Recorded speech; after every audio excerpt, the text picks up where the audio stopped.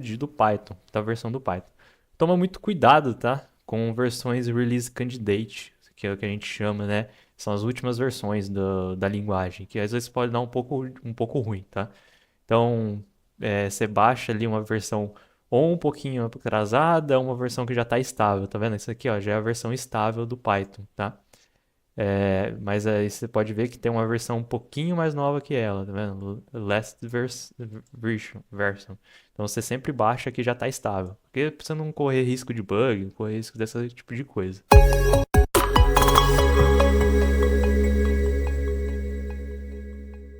Aí aqui, basicamente, você vai vir aqui o Windows Installer, vai baixar ele. Nunca baixa a list, né? A CrowdStrike mostrou pra gente isso, né? Nunca baixa a última versão, que pode dar tela azul no seu sistema. Não faça isso. Então aqui basicamente você vai fazer o download, vai vir aqui um exe, tá? E aqui o exe é simplista de tudo, tá? Não tem segredo. É next, next, finish, acabou, e instala ele. Então você vai vir aqui, ó. No meu caso, ele já vai falar que já está instalado. Ele vai pedir se eu quero dar um update. Vou dar um update aqui nele, só para mostrar para vocês. Mas o processo de instalação também vai ser análogo a isso, é bem simples, não tem segredo, tá? Python, ele é bom por causa disso, uma linguagem simples e rápida de você usar e de você instalar, tá? Ah, e aí, basicamente aqui, você vai fazer isso, ele vai instalar e você vai baixar o Visual Studio Code para você poder usar. O pessoal às vezes usa, tem outras IDEs de Python, tá? Vocês vão ver que no mercado aí tem gente que prefere às vezes uma outra IDE, tem gente que prefere usar Jupyter direto, vou tirar o notebook de Jupyter, vocês vão ver aulas normalmente em Jupyter Notebook. Para quem não sabe, Jupyter Notebook, ele é também um interpretador, tá? Tem como você usar ele dentro do Visual Studio também, mas a maioria do pessoal usa por fora, dessa maneira aqui, ó. E aí, basicamente, você pode rodar PyCharm também, exatamente. E aí, basicamente, você vai poder rodar linha a linha com esses caras aqui. E aí você deixa como se fosse um caderno, tá? Você consegue fazer anotação, consegue fazer esse código quebrado e o pessoal gosta por causa disso. E aí ele é didático quando você vai ensinar alguma coisa. Mas quando você vai no dia a dia, você vai fazer ali um script, você vai fazer algum tipo de coisa nesse sentido, não fica tão legal, tá, gente? Porque pensa você precisa fazer um software, aí você precisa puxar classe, você precisa fazer método, você precisa fazer variáveis. Como é que você vai fazer isso com linhas comentadas como se fosse um caderno? Então não é tão legal. Mas ali, às vezes, com uma análise de dados, fazer uma aula, demonstrar algumas coisas, ele vai funcionar bem, tá? Mas eu, particularmente, para o dia a dia, assim, desenvolvimento, Visual Studio usa eu vou mostrar aqui para vocês o que eu uso de extensão, né, do Python e toca a brasa, entendeu? Vai desse jeito. Aí então, basicamente aqui, tão rápido que ele, que ele já deu success, né? Importante, quando vocês instalarem, ele vai pedir para vocês adicionar o caminho, o Python para o caminho do CMD. Autoriza, deixa ele fazer isso. Por quê? Quando você vai conseguir usar comandos Python no CMD. Então você pode executar os arquivos .py pelo CMD. Então tem que deixar ele fazer isso, tá? Maravilha. Então, para baixar a ideia do Visual Studio Code, né? Vocês vão vir aqui, vão baixar o Visual Studio Code. Ele vai baixar um exe para vocês, mesmo esquema no instalador. Next, next, finish. É muito simples, tá? Aqui, diferente do Visual Studio do C Sharp, que a gente tinha algumas coisas ali que precisava fazer, aqui ele é bem rapidinho. Eita, eu baixei errado, não é esse aqui. Esse é o Visual Studio. Eu tô indo do C Sharp, desculpa, gente. É esse aqui, ó, Visual Studio Code.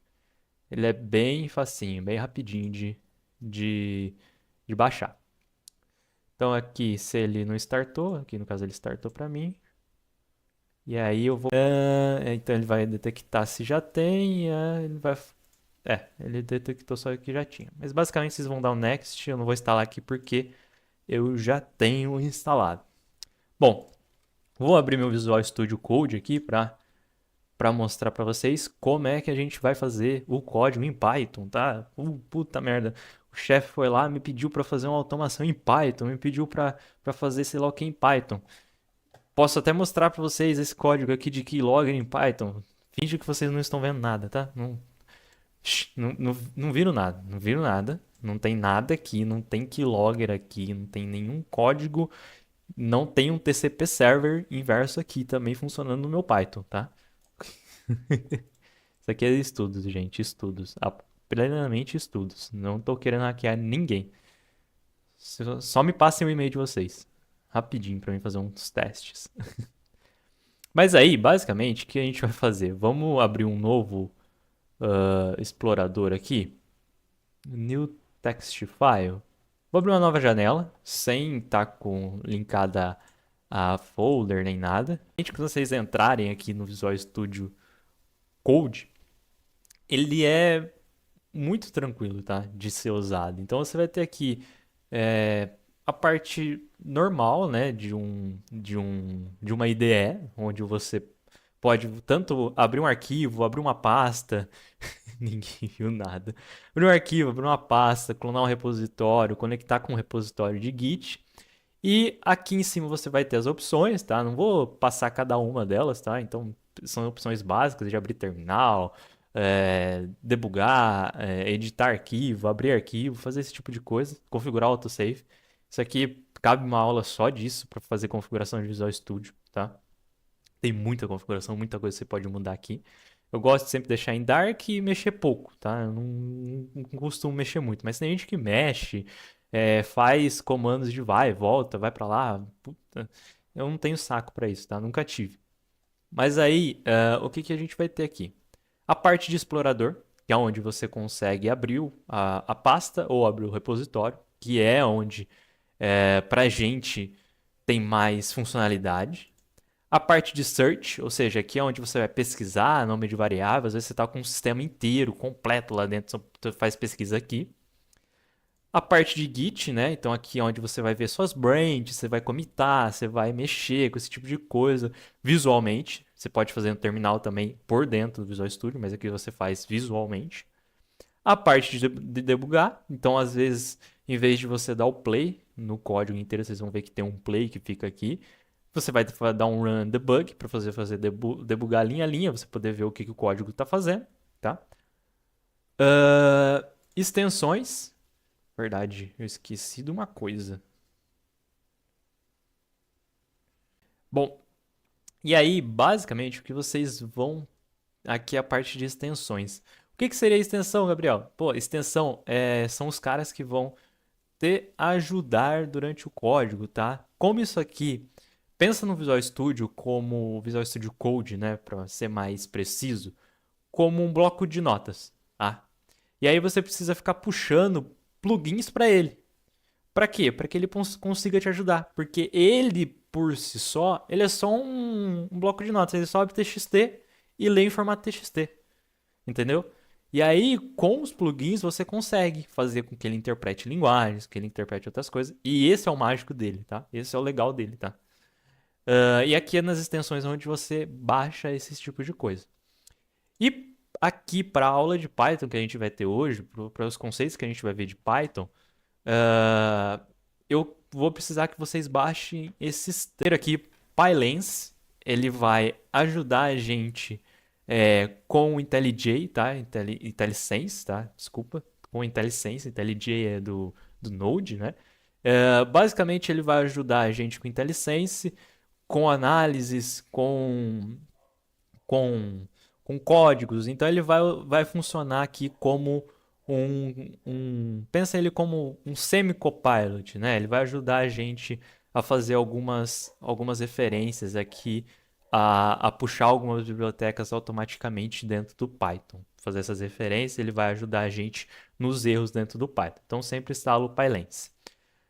O Python mesmo, que é a biblioteca que vai ajudar o nosso Visual Studio para ele poder interpretar a linguagem e executar ela, tá? E o Python Debugger, que é o que vai fazer com que a gente consiga debugar, ou seja, a gente vai linha a linha, vai F10, F10, F10, igual a gente faz no C Sharp, que a gente vai linha a linha até achar onde está o erro. Com o Python a gente também consegue fazer isso com essa extensão.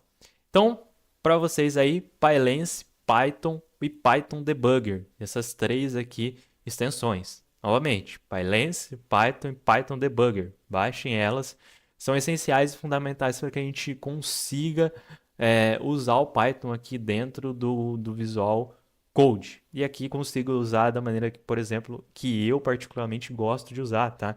Então, podendo debugar a linguagem, tendo uma ajuda ali de um IntelliSense para que ele te aponte os erros e etc, tal e tal, tá?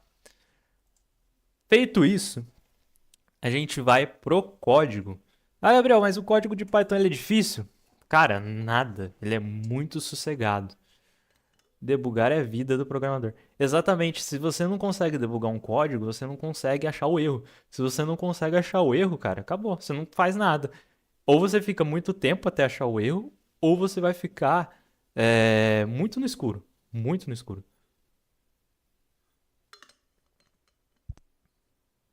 É uma linguagem que eu me perco muito, que eu não consigo debugar? JavaScript. JavaScript é uma linguagem que tem semântica igual ao C Sharp, né? Assim, eu acho igual, né? Tem gente que não acha. Igual a C Sharp, igual a Java, eu acho bem parecido. Mas que eu tenho uma dificuldade porque eu não consigo debugar aquele código. Eu tenho que ficar toda hora em tempo de execução crashando o código para mim ver se eu acho o erro. Isso para mim é muito ruim, muito ruim. Assim, eu não consigo. Pode ser que alguém consiga. Não sei, eu não sou especialista em JavaScript, mas toda vez que eu trabalho com ele, eu enfrento essa dificuldade. Bom, o que a gente vai fazer aqui, né? Primeiramente, vamos abrir uma folder, né? Ou seja, uma pasta. Então a gente vou criar uma nova pasta aqui, Live Python. Vou chamar de Live Python. E front-end pra mim, Ronald, não, cara, não dá, não dá, não dá. Então aqui, beleza, você abriu a pasta, ele vai perguntar se você confia nos autores, eu vou falar que sim, né, porque o autor é eu mesmo, se eu não confiar em mim mesmo, não dá. E aí você vai criar um arquivo. Que arquivo que você vai criar? Um arquivo .py. Então eu vou colocar aqui main.py. Vai ser o nosso arquivo main, né? E aí, deste cara aqui, a gente já pode começar a codar em Python. Tá, mas precisa importar, precisa trazer alguma coisa? Aí que tá a mágica de Python. Você só importa as bibliotecas que não são padrão. Você não precisa ficar instanciando coisa aqui que não é padrão. Então, coisas que são padrão em Python. Print. Print é padrão na linguagem. Então, você só vem aqui, dá um print hello world. E aí você pode dar um play aqui, né? E ele vai printar para você o hello world. Simples assim. E, Gabriel, por que Python o pessoal gosta bastante? Porque a linguagem ela é simples, tá? E ela é muito orientada a bibliotecas. Então a gente tem muita biblioteca por causa dessa semântica simplista deles. Você pode ver, eu não precisei colocar ponto e vírgula, eu não precisei indentar, eu não precisei instanciar uma classe, eu não precisei chamar explicitamente uma biblioteca. Tudo que a gente faz no Visual Studio, né, no C Sharp, eu não precisei fazer aqui. Eu fui direto em print, hello world e o código apareceu na minha tela. Então, tendo isso em vista, que mais facilidades eu posso ter em Python, tá? Variáveis. Quando a gente fala de variável em Python, a gente não precisa dizer o tipo dela. A gente pode dizer sim em momentos que a gente quer manipular, ou seja, eu quero transformar um texto em inteiro. Aqui tem como você fazer a transformação, você faz ali o cast, então você transforma aquela variável. Mas eu digo assim, você não precisa falar qual é o tipo daquela variável. Então, se eu colocar aqui, por exemplo, nome, que é igual a Gabriel, eu não preciso dizer que a minha variável nome é uma string. Eu simplesmente falo que nome é igual a Gabriel. E assim a gente tem uma variável que ela não é tipada, né? Quando a gente tem essa variável, a gente diz que ela não é tipada. Mas não se engane, ela não é tipada, ela não é explicitamente. Exatamente, é uma boa prática você dizer o que é a sua variável. Mas ela não é explicitamente tipada, ou seja, por detrás do código, ele está sim interpretando que aquilo é uma string. E o Ronald ali no chat, ele disse muito bem. Não é obrigatório, mas é uma boa prática você explicitar o que ela é, né? Então você dizer, às vezes, que aquele tipo de variável ele é um inteiro ou que ele é uma string, é de bom tom.